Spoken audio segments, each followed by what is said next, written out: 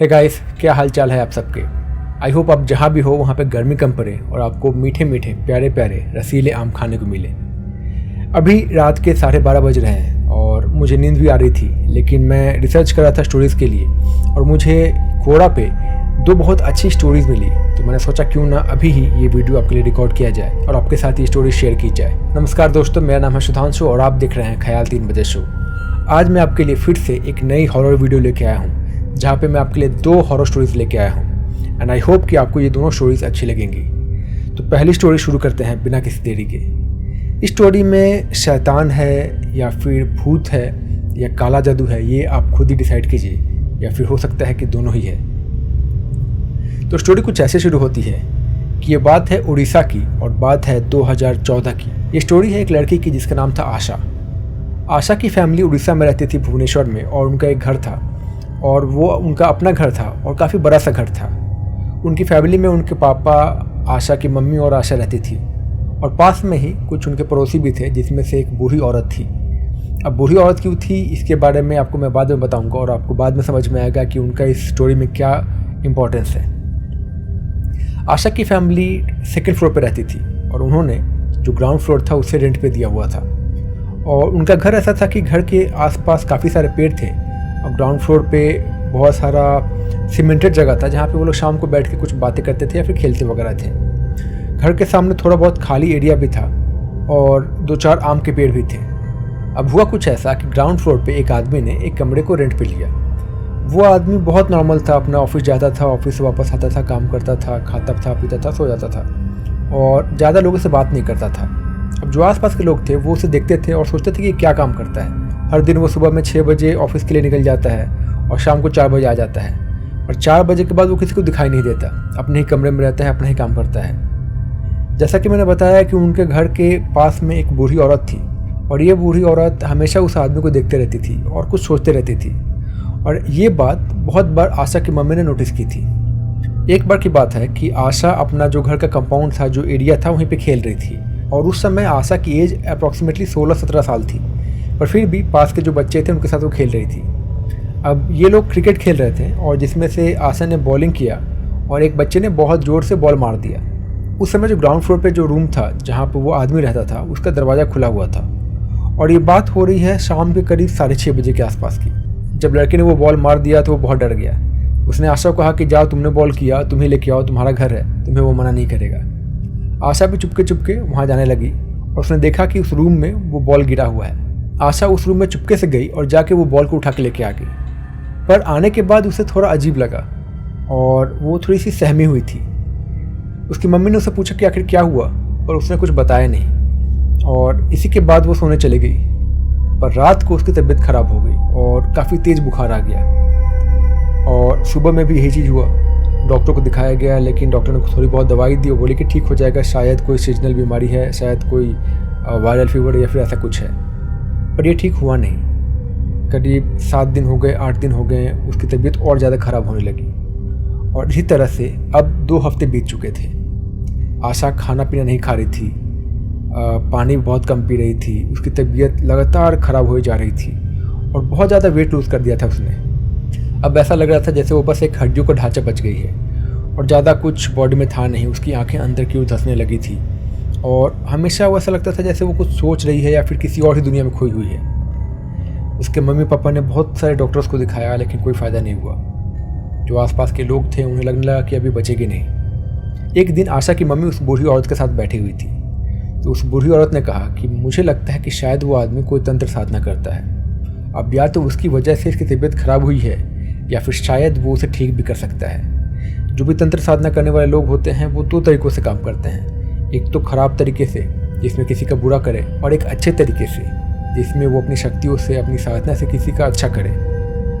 तो दोनों ही केस में क्यों ना तुम उससे बात करो और ट्राई करो कि शायद कुछ हेल्प मिल जाए। आशा की मम्मी ने ये बात सुनी, पर उन्होंने इस बात पर ज़्यादा ध्यान नहीं दिया। अब ऑलमोस्ट 1 महीना बीत चुका था और आशा लगभग मरने की हालत में आ गई थी। एक दिन, बहुत दिनों से आशा अंदर थी, रूम में थी, अपने कमरे में बेड पे पड़ी हुई थी। तो ऐसे ही एक दिन उसकी मम्मी ने उसे बाहर निकाला और शाम के टाइम पे ही बैठ के वो लोग बात कर रहे थे, कुछ छोटी मोटी बातें कर रहे थे। अचानक से उसकी मम्मी ने देखा कि वो आदमी अपने घर में है और इसके मन में उस बूढ़ी औरत का बात याद आया। तो उसने सोचा क्यों ना ये ट्राई किया जाए। उसने आशा को कहा कि जाओ उनके पास और जाके उनसे बात करो और बोलो कि अगर वो उन्हें ठीक कर सकते हैं तो ठीक कर दें। आशा को तब याद आया कि उस दिन क्या हुआ था एग्जैक्टली। आशा को याद आया कि जब वो बॉल उनके घर में गया था, वो बॉल लेने गई थी, तो उसने देखा कि वो आदमी बैठा हुआ था नीचे पालथी मार के। अपने सामने उसने हल्दी से और कुछ और चीज़ों से एक यंत्र जैसा, कुछ सिंबल जैसा बनाया था और पास में मोमबत्तियाँ थी और कुछ मंत्र पढ़ रहा था और बॉल उसके पीछे गिरा हुआ था। जब आशा बॉल लेने गई और उसने बॉल उठाया, तब अचानक से वो आदमी पीछे मुड़ा था। और जब वो आदमी पीछे मुड़ा था तो आशा ने देखा कि उस आदमी की आंखें एकदम से सफ़ेद थी ऊपर की ओर, और उस आदमी को कुछ समझ में नहीं आया था क्या हुआ। उसने उसे देखा, आशा ने उसे देखा और चुपके से बॉल उठा के बाहर आ गई थी। उसे ये बात याद आया। उसने अपनी मम्मी की बात नहीं बताई, पर फिर भी वो पता नहीं क्यों बहुत हिम्मत करते हुए वहाँ गई। वहाँ जाने के बाद वो आदमी बैठा हुआ था अपने घर के ठीक जो चौखट होती है वहाँ पे, और आशा उसके पास गई। उस आदमी ने उसे देखा और उससे पूछा कि क्या हुआ बच्चे। तब आशा ने कहा कि मेरी तबीयत बहुत ख़राब है और लोगों का कहना है कि शायद मुझ पर किसी बुरी शक्ति का साया है। उस आदमी ने आशा को देखा और अपना हाथ आशा के सिर पे ऐसे फेरा और कहा कि जाओ ठीक हो जाओगी। बस इतना ही कहना था। और ये बात थी शाम के करीब 5 बजे की। और फिर आशा अपने घर आई और सो गई। और अगले दिन आशा ठीक हो गई। उसका जो बुखार था वो ठीक हो गया, खाना पीना उसने खाना स्टार्ट किया और विदिन 1 वीक वो प्रॉपर नॉर्मल हो गई। बाद में उस बूढ़ी औरत ने उस आदमी से पूछा कि आखिर ऐसा क्या हुआ था, क्यों हुआ था। पहले तो उस आदमी ने बहुत मना किया, लेकिन जब आशा के मम्मी ने और उस औरत ने उसे ये धमकाया कि अगर तुम नहीं बताओगे तो हम सबको बता देंगे कि तुम कुछ तंत्र साधना करते हो, काला जादू करते हो, तब उस आदमी ने बताया कि उस समय जो मैं साधना कर रहा था वो एक बहुत ही स्पेशल साधना थी। और जब ये साधना कर रहा था तब मेरे ऊपर कोई शक्ति आई हुई थी। अब वो अच्छी शक्ति थी या बुरी शक्ति थी ये उसने नहीं बताया, पर जब ये शक्ति मेरे ऊपर आई हुई थी तब मैं नहीं था, तब मैं कुछ और ही था।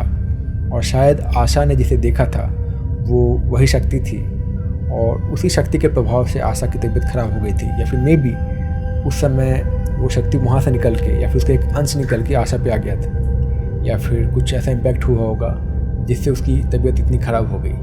उस बूढ़ी औरत ने और आशा की मम्मी ने ये सारी बातें सुनी और फिर उन्होंने उससे कहा कि आप प्लीज़ ये जगह छोड़ दीजिए, हम आपको कुछ बुरा नहीं चाहते हैं, आप भी हमारा कुछ बुरा मत चाहिए और हम आपसे विनती करते हैं कि ये जगह छोड़ दीजिए। और समहाउ वो आदमी अच्छा था, उसने वो रूम छोड़ दिया और कहीं और चला गया। और इस तरह आशा भी ठीक हो गई और वो आदमी भी अपने रास्ते चला गया।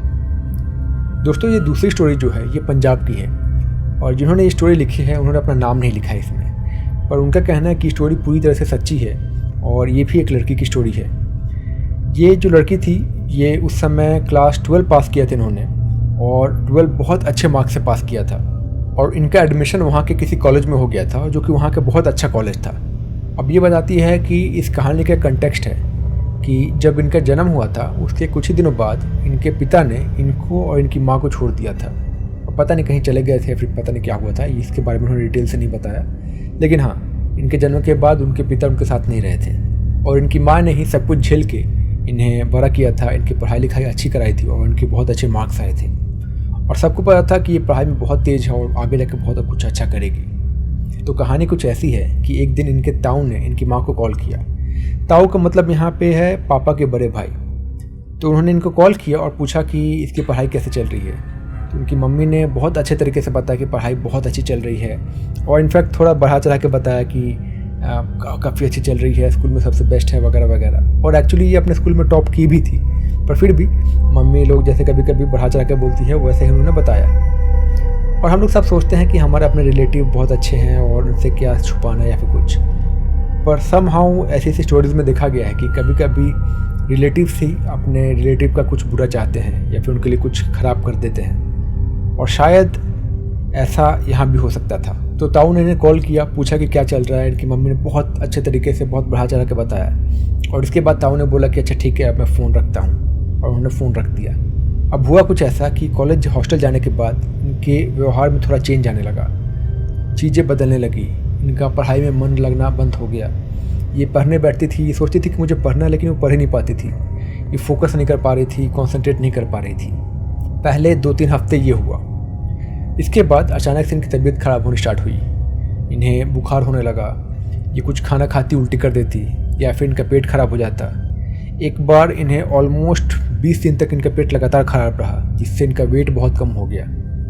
उसके बाद इन्हें, ये लड़की थी तो इन्हें शायद मेंस्ट्रुएशन हुआ और ये कहती है कि अप्रॉक्सीमेटली 2 महीने तक लगातार इन्हें ब्लीडिंग हुई। डॉक्टर को दिखाया गया, डॉक्टर ने सब कुछ चेक किया, सब कुछ नॉर्मल निकला। लिवर, किडनी, हार्ट, जो भी चीज़ें हैं सब नॉर्मल निकली। एंटीबॉडीज़, एंटीजेंस सब टेस्ट हुए हैं, सब नॉर्मल निकला। तो फाइनली डॉक्टर ने कहा कि शायद तुम्हें कुछ मेंटल बीमारी है, शायद तुम्हें कुछ साइकोलॉजिकल डिसऑर्डर है, तुम्हें ऐसा लग रहा है कि तुम बीमार हो, इसलिए तुम्हारे साथ ऐसा कुछ हो रहा है। पर इनका कहना है कि अगर मेरे साथ ये साइकोलॉजिकल डिसऑर्डर होता तो 2 महीने तक लगातार मुझे ब्लीडिंग क्यों हुई, मेरा पेट इतना लंबा क्यों ख़राब हुआ। अभी 10 दिन पहले तक मेरा डाइजेशन इतना स्ट्रॉन्ग था कि अगर मैं पत्थर खा लूँ तो पत्थर भी पचा दूँ, और 10 दिन के बाद ही इतना ख़राब कैसे हो गया। फाइनली जब किसी को कुछ समझ में नहीं आ रहा था और इनकी तबीयत लगातार ख़राब हो जा रही थी, तो इनके आसपास में किसी ने बताया इन्हें कि एक बाबा हैं, उनसे जाकर मिलो। इनकी मम्मी इन्हें उस बाबा के पास लेके गई। बाबा ने पूछा कि क्या हुआ है, बाबा ने उन्हें देखा और बाबा ने कुछ सोचा, कुछ मंत्र पढ़े और आंखें बंद करके कुछ साधना की।